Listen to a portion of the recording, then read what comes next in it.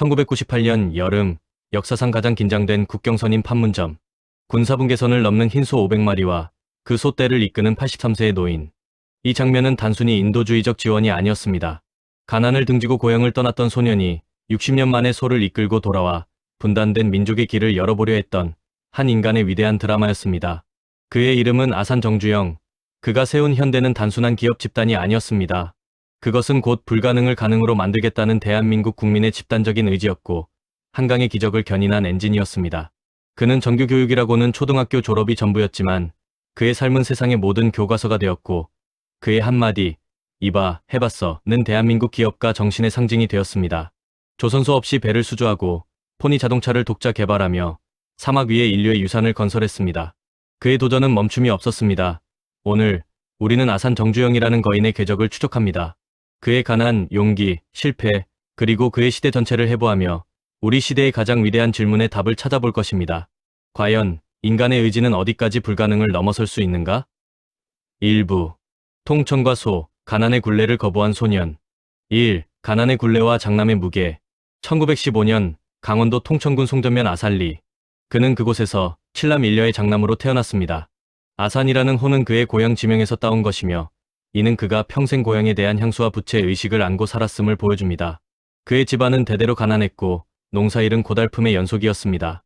어린 정주영에게 아버지의 땀과 노동은 존경스러웠으나 그 노동이 대물림하는 가난은 절망이었습니다. 그는 책을 읽으며 세상을 알고자 했고 농촌 너머의 도시 문명을 갈망했습니다. 2. 4번의 가출과 소떼의 상징. 정주영은 총 4번의 가출을 시도합니다. 첫 3번의 가출은 실패로 끝났으나 그의 의지를 꺾지 못했습니다. 가장 극적인 가출은 1930년대 아버지가 장만해준 소를 팔아 손에 쥔 70원을 들고 경성으로 향했을 때입니다. 소 한 마리 값이 나에게는 세상으로 나가는 가장 중요한 종잣돈이었다. 아버지의 실망감은 컸지만 나는 그 돈으로 나의 운명을 사야 했다. 아버지는 아들을 찾기 위해 서울까지 왔고 아버지는 아들을 탓하지 않았습니다.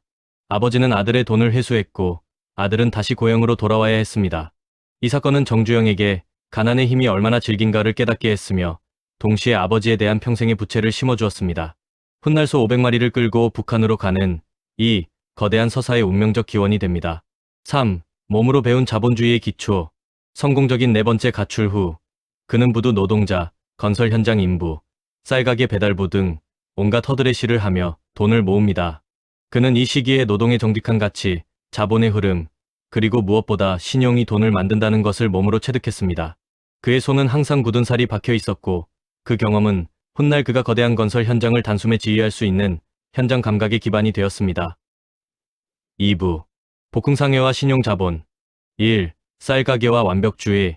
1930년대 후반 정주영은 지인의 소개로 쌀가게, 복흥상회를 인수하며 정식으로 사업가의 길에 들어섭니다. 그의 쌀가게 운영 방식은 남달랐습니다. 그는 새벽에 고객의 쌀독을 확인하여 쌀이 떨어지기 전에 배달하는 선제적 서비스를 도입했습니다. 에피소드. 그는 쌀 포대에 구멍이 나거나 고객의 쌀독에 쥐가 들어가는 것을 용납하지 않았습니다. 그의 완벽주의와 신용은 복흥상회의 인기를 폭발적으로 높였습니다. 그는 이때부터 고객과의 약속은 생명과 같다는 경영 철학을 확립했습니다. 2. 아도 서비스와 화재의 실현. 1940년 일제의 미국 통제 정책으로 쌀가게가 문을 닫자 그는 돈을 모아 자동차 수리 공장인 아도 서비스를 인수합니다.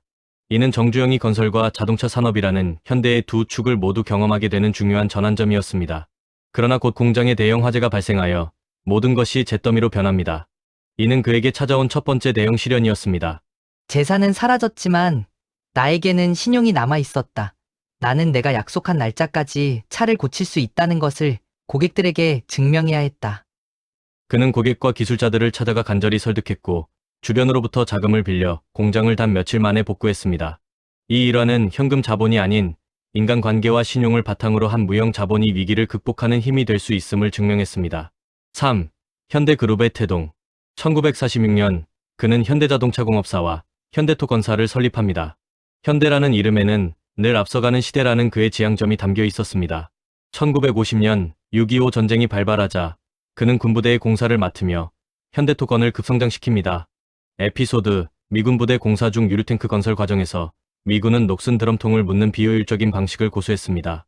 정주영은 탱크를 땅속에 묻고 그 위에 건축물을 세워 공간을 효율적으로 사용하자고 제안했습니다. 이 창의적인 제안은 즉각 채택되었고 정주영이 단순한 건설업자가 아닌 문제 해결 능력을 가진 혁신가임을 미군에게 각인시켰습니다. 3부 국가건설 경부고속도로와 중동의 신화 1. 경부고속도로 시간에 맞선 도전 1968년 대한민국 최대의 국책 사업인 경부고속도로 건설이 시작됩니다. 이는 당시 한국의 기술력으로는 불가능하다고 여겨졌던 공사였습니다. 특히 현대건설은 난공사 구간 중 가장 어려운 지역인 영동 옥천 구간을 맡았습니다. 에피소드 가장 큰 난제는 공기 단축과 겨울철 시멘트 양생이었습니다. 당시 겨울에는 공사를 멈추는 것이 상식이었습니다. 정주영은 이를 거부했습니다. 북극 지방 사람들은 어떻게 건설을 하는가? 방법은 있다. 그는 천막을 덮고 연탄 난로를 피워 콘크리트 온도를 유지하는 혁신적인 공법을 지시했습니다. 이처럼 상식을 깨는 집념 덕분에 고속도로는 단 2년 5개월이라는 놀라운 기간에 완공되었고 한국 경제의 대동맥을 열었습니다. 그러나 이 과정에서 안전관리 소홀로 인한 인명피해와 노동 환경 문제는 훗날 비판의 대상이 되기도 했습니다. 2. 사우디 야부항만 건설, 중동 특수 1970년대 정주영은 중동 건설 붐에 뛰어들며 현대를 세계적인 기업으로 도약시킵니다. 1976년 현대건설은 사우디아라비아의 야부항만 공사라는 초대형 프로젝트를 수주합니다. 에피소드 사우디 현장은 극한의 더위와 물 부족, 그리고 이질적인 문화라는 삼중고에 시달렸습니다. 경쟁국 기업들이 더위 때문에 공기를 늦출 때 정주영은 우리가 이 공기를 단축시키면 이 나라 전체의 건설 계획이 단축된다고 선언했습니다. 그는 아침 해가 뜨기 전 일과를 시작하고 가장 더운 한낮에 휴식하며 해가 진 후 다시 일하는 새로운 시간표를 도입했습니다. 그는 심지어 기름 유출 방지용 오일 펜스를 현지에서 직접 제작하여 비용을 절감하는 등 현장의 모든 문제를 직접 해결했습니다. 야부항만 공사는 예정보다 훨씬 빨리 완벽하게 마무리되었고 현대는 사우디 정부로부터 신용이라는 무형의 자산을 얻게 됩니다. 이 성공은 한국 경제가 오일 쇼크를 극복하고 도약하는 결정적인 외화 획득의 통로가 되었습니다. 4부 조선 신화 500원짜리 자존심 1. 조선소 없는 수주 기적의 시작 1971년 정주영은 아무것도 없는 백사장에 세계 최대의 조선소를 짓겠다고 선언합니다. 당시 한국의 조선 기술은 세계 최하위 수준이었고 자본과 경험 모두 전무했습니다. 에피소드 정주영은 영국 버클레이 은행을 찾아가 조선소 건설 자금을 요청했습니다. 은행 관계자가 당신에겐 조선소가 없다. 백사장 사진만 있지 않으냐고 하자 정주영은 당시 한국의 화폐에 새겨진 500원짜리 이순신 장군 동전을 꺼내 탁자에 놓았습니다.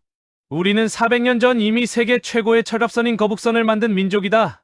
우리의 잠재력은 당신의 상상을 초월한다. 그리고 여기에 조선소를 짓겠다는 나의 약속이 이 동전보다 더 확실한 담보이다. 그의 확신은 은행을 움직였습니다. 그는 조선소 건설 자금과 유조선 건조 주문을 동시에 따내는 전무후무한 계약을 성사시켰습니다. 2. 조선소와 선박의 동시 건조 정주영의 전략은 상식을 파괴했습니다. 배를 수주했으니 이제 조선소를 짓겠다는 것이 아니라 조선소와 배를 동시에 짓는다는 것이었습니다. 울산 미포만의 거대한 선박을 띄우기 위해서는 바닷물을 막는 방파제가 필요했습니다. 그는 폐선박을 바다에 침몰시켜 임시 방파제로 활용하는 기발한 아이디어를 실행에 옮겼습니다. 이 공법은 전 세계 조선업계에서 정주영 공법으로 불리며 경의의 대상이 되었습니다. 조선소 건설 기간 2년보다 더 짧은 기간 2년 6개월 안에 배를 인도하겠다는 약속을 지키기 위해 모든 공정은 극한의 속도로 진행되었습니다. 이 과정에서 현대중공업은 단숨에 세계적인 조선 강국으로 발돋움했습니다. 5부 포니의 꿈, 자동차 독립의 자존심 1. 포드와의 결별과 독자 개발 1967년 현대자동차 설립 후 정주영은 당시 협력관계였던 포드에게 한국형 고유 모델 공동 개발을 제안했습니다. 하지만 포드는 한국의 기술력을 무시하며 거절했습니다. 우리는 조립 공장이 아니다. 우리도 우리만의 차를 가질 자격이 있다. 당신들이 거절한다면 우리 혼자 하겠다. 그는 기술 자립만이 살 길이라고 판단하고 포드와의 관계를 끊었습니다. 이는 한국 자동차 산업의 운명적인 결단이었습니다. 2. 이탈리아의 디자인과 5인방 정주영은 영국 기술진과 이탈리아의 세계적인 디자이너 조르제토 주지아로를 영입하여 포니 개발을 강행했습니다. 그는 국내 최고의 기술자 5명을 포니 5인방이라 부르며 이들을 유럽으로 파견해 자동차 개발의 모든 것을 배우게 했습니다.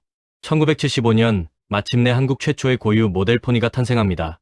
포니는 비록 완벽하지는 않았지만 한국인의 손으로 만든 최초의 차라는 자부심을 심어주었습니다. 3. 수직 계열화와 경쟁력 확보 정주영은 단순한 자동차 생산을 넘어 철강, 부품, 완성차까지 모든 것을 현대 그룹 내에서 해결하는 수직 계열화 전략을 추진했습니다. 이는 품질과 원가를 동시에 잡는 전략이었으며 훗날 현대자동차가 세계적인 경쟁력을 갖추는 데 결정적인 역할을 했습니다. 그의 사업은 항상 최고가 아닌 유일한 길을 찾아내는 데 있었습니다. 6부 경영 철학, 인간에 대한 무한 신뢰와 이바, 해봤어? 1. 이바, 해봤어의 철학적 의미. 정주영의 트레이드마크인 이바, 해봤어는 단순한 잔소리가 아니었습니다. 이는 인간의 능력에 대한 무한한 신뢰에서 비롯된 것이었습니다. 그는 인간에게는 무한한 잠재력이 있다고 믿었고 불가능이란 단어는 노력 부족의 다른 이름일 뿐이라고 생각했습니다. 그는 직원들에게 안 된다는 보고는 방법을 찾지 않은 나태함의 증거라고 가르쳤습니다. 2. 현장 경영과 단순함의 미학.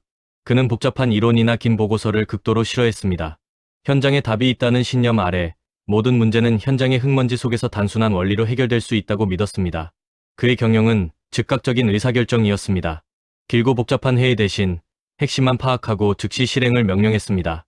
이러한 속도 경영은 후발주자였던 현대가 선진국 기업들을 따라잡는 가장 강력한 무기였습니다. 3. 창조적 예지. 그는 직원들에게 늘 새로운 시각으로 문제를 보라고 요구했습니다. 버려진 폐선박을 방파제로 활용하고 땅속에 유류탱크를 묻은 것은 모두 고정관념을 파괴하는 창조적 예지의 결과였습니다. 그의 창의력은 학문적 배경이 아닌 가난한 시절부터 쌓아온 생존을 위한 궁리에서 비롯된 것이었습니다. 7부 마지막 도전, 정치와 솥대 방북의 의미. 1. 1992년 대선 출마의 충격. 1992년 정주영은 통일국민당을 창당하고 대통령 선거에 출마했습니다. 이는 대한민국 정치사에 엄청난 충격이었습니다. 그는 기업의 논리로 국가 경영의 비효율을 해소하겠다는 구호를 내걸었지만 기존 정치 세력의 벽을 넘지 못하고 낙선했습니다.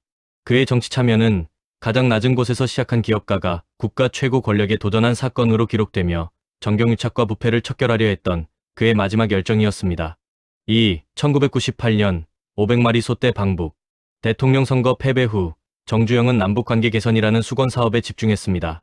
1998년 6월 그는 소 500마리와 함께 고향으로 향했습니다. 에피소드. 이 솥대 방북은 단순한 경제적 지원이 아니었습니다.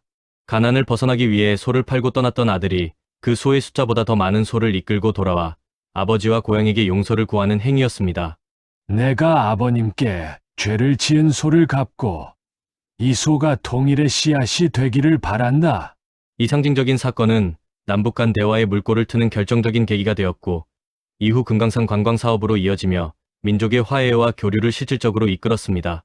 그의 마지막 사업은 경제적 이익이 아닌 민족적 의무를 수행하는 것이었습니다. 마무리. 거인의 그림자. 시련은 있어도 실패는 없다. 2001년 아산 정주영 회장은 파란만장했던 87년의 삶을 마감했습니다. 그의 사후 현대그룹은 형제의 난이라는 시련을 겪으며 현대자동차, 현대중공업, 현대백화점 등 여러 그룹으로 분리되었습니다. 거인의 그림자는 거대했지만 각자의 길을 걸으며 세계적인 경쟁력을 유지하는 후계 그룹들은 그의 자립 경영 정신을 계승하고 있습니다. 1. 영원한 현대의 정신. 정주영의 삶은 현대라는 이름 그 자체였습니다. 그는 늘 미래를 앞당겨 현재로 가져와야만 살아남을 수 있다고 믿었습니다. 그의 정신은 지금도 대한민국 젊은 세대에게 도전의 교과서가 되고 있습니다. 정주영의 마지막 메시지. 시련은 있어도 실패는 없다. 시련은 단지 시련일 뿐이다. 그가 말한 실패는 넘어지는 것이 아니라 일어나기를 포기하는 것이었습니다. 그의 삶은 무수한 시련으로 가득 차 있었지만 그는 단 한 번도 좌절하거나 멈추지 않았습니다. 흙수저로 시작해 한 국가의 경제를 일으켜 세운 이 거인의 유산은 오늘날 우리가 겪는 모든 불확실성과 어려움 앞에서 우리는 할 수 있다는 가장 강력하고 명료한 해답을 제시하고 있습니다. 아산 정주영의 도전 정신은 현대의 이름처럼 영원히 현재 진행형입니다. 이 영상이 마음에 드셨다면 좋아요와 구독을 부탁드립니다. 감사합니다.